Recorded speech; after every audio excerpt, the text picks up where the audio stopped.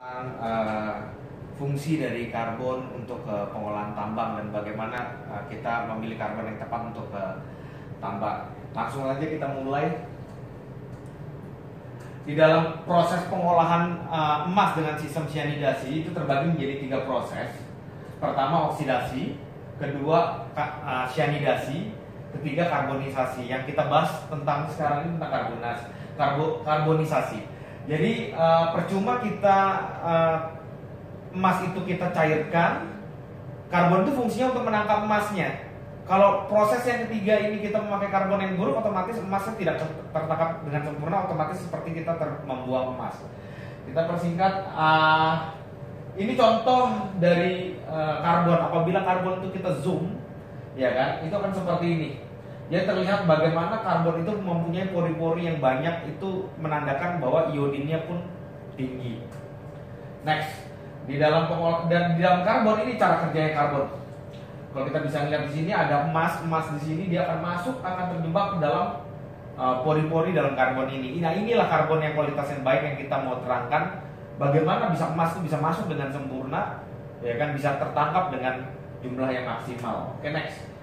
Jadi saya jelaskan ada empat hal yang paling terpenting dalam karbon. Jadi kalau teman-teman di rumah ada empat poin yang teman-teman harus pastikan kualitas 4 ini bagus untuk kalau dalam pengolahan emas. Pertama, iodin. Itu daya serap dari karbon itu, daya serap terhadap emasnya. Kedua, hardness. Itu maksudnya hardness itu kekerasan dari karbon. Ketiga, mass-nya. Jadi seberapa besar karbon itu, ukuran karbon itu sangat penting sekali untuk di pertambangan emas. Yang keempat adalah S content atau debu-debu karbon dengan ukuran partikel kecil. Jadi empat poin ini harus diperhatikan. Kita jelaskan satu persatu tentang dari keempat poin tadi. Yang pertama, iodin. Iodin semakin tinggi, otomatis daya serap terhadap emasnya semakin tinggi pula, ya kan? Produk yang beredar di lapangan itu hanya sekitar 900 sampai 1050, ya kan? Ada produk-produk tertentu, produk kita bisa sampai 1200, ya kan? Pentingnya iodin ini dia digunakan untuk menyerap emasnya. Jadi semakin tinggi dia makin menyerap. Jadi semakin rendah dia daya serapnya semakin dikit. Semakin tinggi pori-pori di dalam karbon itu, lubang-lubang yang tadi saya jelaskan sebelumnya itu semakin banyak, otomatis dia menyerapnya pun akan semakin banyak dan semakin cepat. Semakin rendah iodinnya berarti pori-porinya semakin sedikit, otomatis dia lebih daya tampung emasnya lebih sedikit dan lebih lambat untuk menyerap emas. Kedua adalah hardness. Hardness itu apa? Jadi hardness itu kekerasan dari karbon tersebut, ya kan? Bagaimana karbon itu semakin keras semakin bagus, ya kan? Jadi contohnya seperti ini, apabila karbon ini dia rapuh, dia dalam pengolahan emas dia akan gampang pecah, terbagi menjadi 2 seperti ini. Nah, ini sangat bahaya.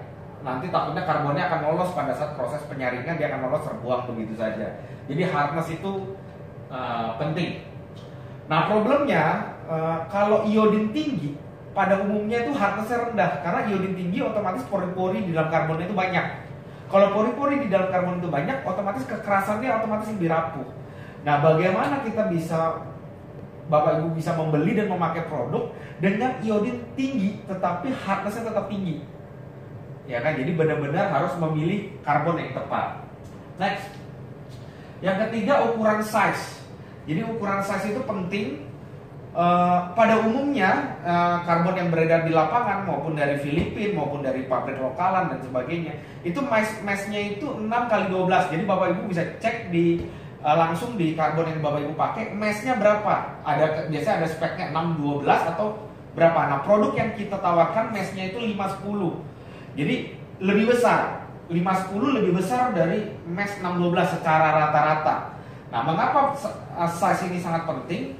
Seperti tadi yang saya bilang, kalau andai kata karbon itu ukurannya dia lebih kecil, terus dia pecah menjadi 2 lagi, otomatis dia akan menjadi lebih kecil lagi. Jadi dalam proses pembongkaran, kita khawatirkan lolos. Dia udah lebih kecil, hardness-nya lebih rendah lagi. Berarti dia akan rusak berkeping-keping, akan pecah berkeping-keping. Nah, ini yang kita cegah. Jadi yang pertama iodinnya harus tinggi, kedua hardness-nya harus bagus, Ketiga, meshnya harus sedikit lebih besar. Lebih besar sekali juga tidak bagus, ya kan? Bagaimana Bapak Ibu pilih yang saya sudah analisa 5-10 lah yang terbaik. Next, ini suatu diagram pengolahan tong yang tadi saya jelaskan. Apabila meshnya yang karbon itu 612, otomatis dia lebih kecil. Yang kita khawatirkan kalau dia lebih kecil pada saat dia pecah, dia akan lolos. Ini proses pertama di mixer, dimasuk ke dalam tong pengolahan. Setelah sudah sekian hari kita bongkar di dalam screen. Nah, dia akan lolos di sini kalau karbonnya dia kecil-kecil. Otomatis gini, dia menangkap emas di dalam tong ini, dia menangkap emas tadi. Di dalam tong itu dia menangkap emas. Begitu menangkap emas tidak bisa disaring. Karena dia ukuran lebih kecil, saringannya lebih besar, dia akan lolos, akan terbuang di limbah. Jadi sama saja kita membuang emas. Ini contohnya dalam proses pembongkaran. Jadi karbon itu akan disaring di sini. Nah, ini yang hati-hati. Kalau dia rapuh, otomatis dia akan berkeping-keping, otomatis akan lolos. Dia udah rapuh, dia ukurannya lebih kecil lagi, dia akan lolos. Makanya kita benar-benar berhati-hati, ya kan, kita memproduksi karbon yang mesh yang lebih besar. Kita mencegah hal seperti ini. Apabila terjadi pecah, dia pun akan tetap tertangkap dan tidak membuang emas. Next, ini suatu gambar. Ini karbon dengan ukuran lebih kecil. Nah, ini karbon dengan ukuran yang lebih besar. Next, jadi tadi iodin sudah, hardness sudah, size sudah. Yang keempat adalah kebersihan dari karbon. Kebersihan dari karbon itu apa? Kalau karbon ini kita pegang, ya kan, otomatis tangan kita akan menjadi hitam. Jadi Bapak Ibu bisa cek di karbonnya, selain pegang tangan kita menjadi hitam. Nah, hitam-hitam ini apa sebenarnya? Hitam-hitam ini karbon dengan ukuran kecil. Nah, pertanyaannya, kalau dia semakin kotor, semakin banyak debu karbon, pada saat dia dimasukkan ke dalam tong tadi, dia menangkap emas yang karbon yang debu-debu ini. Dan ini mustahil untuk kita tangkap. Ya kan, dia akan terbuang saja, pasti terbuang saja di dalam proses pembongkaran. Nah, ini yang kita cegah. Makanya ada beberapa orang pengolahan memakai karbon itu sebelum dia pakai, dia cuci dulu, dia hilangkan debu-debu karbonnya. Tetapi itu juga bukannya tepat. Kalau kita cuci karbon itu, secara otomatis iodinnya akan turun, daya serapnya dia akan turun. Tapi kalau kita nggak cuci, bagaimana? Dia akan, debu-debunya akan emas dan akan kebuang. Makanya pilihlah karbon yang kebersihannya sangat baik. Ya kan, Bapak Ibu bisa cek di rumah, ada merek kami Platinum dan ada merek-merek lainnya kita yang paling bersih. Karena emang saya benar-benar khusus di Platinum itu spesial for gold mining. Jadi emang benar-benar kita ciptakan karbon itu untuk pertambangan emas. Oke, ini suatu gambaran. Inilah pengolahan cara kita memaintain karbon dengan baik. Jadi pada saat datang dari supplier, jadi kita tidak digotong, tidak kita banting. Jadi kita masukkan semua ke dalam palet. Palet pun kita wrapping dengan plastik. Ini fungsinya untuk apa? Kalau kita banting, terjadi retak, terjadi pecah, terjadi gesekan, memperbanyak debu dan sebagainya. Jadi kita memberlakukan karbon kita sampai seperti itu untuk benar-benar supaya untuk ditambang ini kita maksimal. Next, ini contoh kemasan gambaran. Dulu Platinum lama seperti ini, ya kan? Tahun 2016 kita rubah Platinum baru seperti ini. Kenapa kita rubah? Karena banyak terjadi pemalsuan. Karena produk kita laku dan produk kita disukai orang dan orang fanatik dengan produk kita, otomatis orang mau beli hanya Platinum. Akhirnya banyak orang-orang yang di luar yang akhirnya dia tidak bisa memasarkan produknya dia supaya gampang dia laku, dia palsukan saja. Karena emang di luaran kita mendominasi 70% dari karbon di seluruh Indonesia, merek Platinum yang lebih beredar.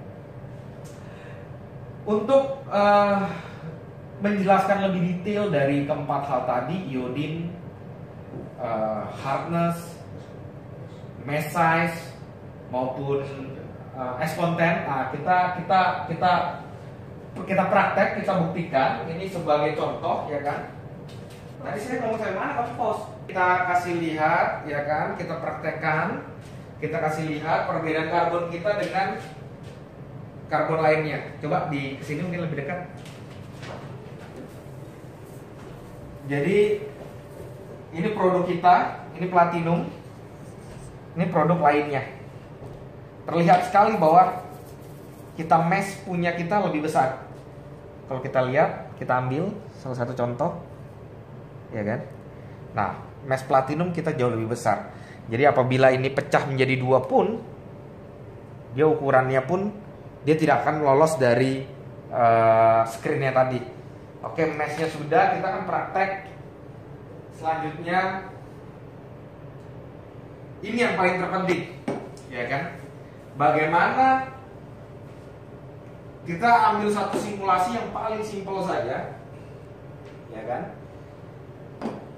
Kita praktek bahwa ini karbon platinum, ini karbon yang beredar di pasaran, ya kan? Ini tidak ada rekayasa, kita sudah timbang, ukurannya sama, sama-sama kita sudah cuci, ya kan? Kita akan berikan methylene blue. Apa itu methylene blue? Methylene blue itu adalah cairan yang kita kasih methylene blue. Jadi awalnya ini cairan ini bening, karena kita kasih methylene blue menjadi warna biru. Jadi konsepnya begini pengujian ini, bahwa apabila nanti kita masukkan ke dalam karbon ini yang lebih bening, yang lebih cepat menyerap, otomatis iodinnya lebih tinggi.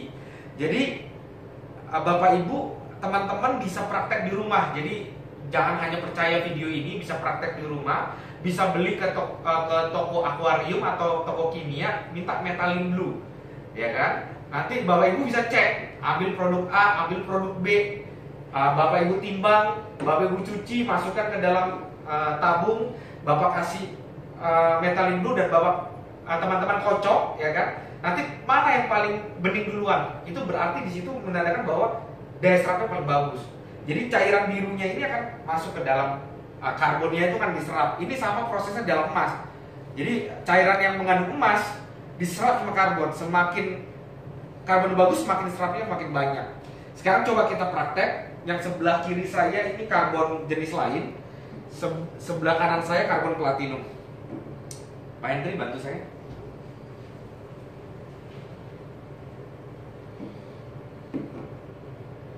Kita masukkan cairannya sama ini.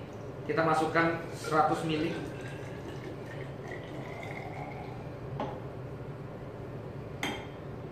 Oke, kita tutup. Kita tutup. Nah, kita kocok sekarang. Kita kocok pun dengan yang sama.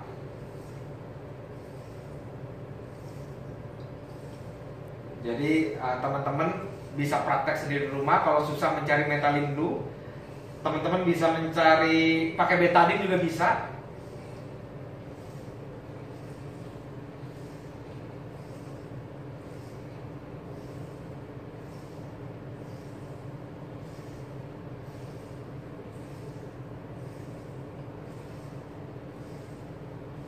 Coba stop dulu.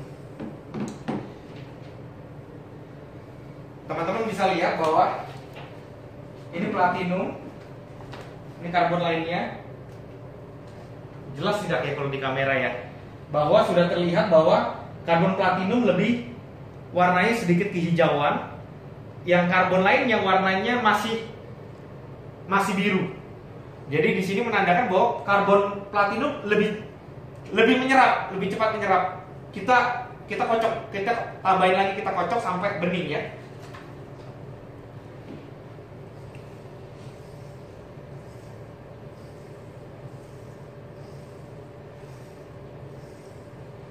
Stop. Di sini udah makin terlihat lagi bahwa karbon lainnya ini platinum, yang sebelah kiri ini platinum, yang sebelah kanan ini platinum, yang sebelah kiri ini karbon lainnya. Jadi di kamera cukup jelas nggak ya? Jelas ya. Jadi bahwa yang di sini sudah bening. Pertanyaannya kemana warna birunya itu? Kenapa yang ini bening, yang ini masih berwarna biru? Kalau kita bandingkan dari yang awal, ini juga menyerap karbon. Dia juga menyerap karbon, ya kan? Tetapi ini lebih cepat dan lebih banyak. Jadi kemana warna birunya? Otomatis seperti yang tadi saya jelaskan, iodin itu menyerap menyerap emas, ya kan? Anggap saja ini cairan, kita kasih emas, jadi warnanya berubah menjadi biru dan ini sekarang terserap. Nah, cairan biru itu sudah ada di dalam karbonnya, ya kan? Jadi terlihat sekali, sangat jelas sekali bahwa kalau kita adu, ya kan, karena waktunya terbatas, jadi saya nggak adu dengan yang beberapa sampel karbon-karbon yang ada di luaran. Kita ambil salah satu sampel saja biar teman-teman jelas bahwa karbon mana yang iodinnya lebih tinggi. Jadi saya sarankan praktek di rumah, datang ke pabrik, ambil, cari methyl blue atau betadine, tes sendiri di rumah, bisa dicek. Jadi kita nggak beli kucing dalam karung. Jadi benar-benar kita beli karbon dengan daya serap paling bagus, kekerasan paling bagus. Secara mesh sudah dibuktikan kita lebih besar, dan saya sudah jelaskan kenapa mesh ukurannya lebih besar. Jadi kurang lebih seperti itu. Apabila kalau ada pertanyaan atau kurang jelasnya, mungkin bisa kunjungi website kita, ya kan, atau bisa datangi agen-agen penjual platinum di daerah, ya kan. Pastikan agen Bapak Ibu menjual barang yang asli. Jadi benar-benar hati-hati, ya kan. Tapi kita sudah melakukan tindakan-tindakan untuk pemberantasan pemalsuan platinum tersebut. Mungkin cukup untuk hari ini. Nanti akan saya keluarkan tips-tips untuk pengolahan tambang yang lainnya. Sampai jumpa.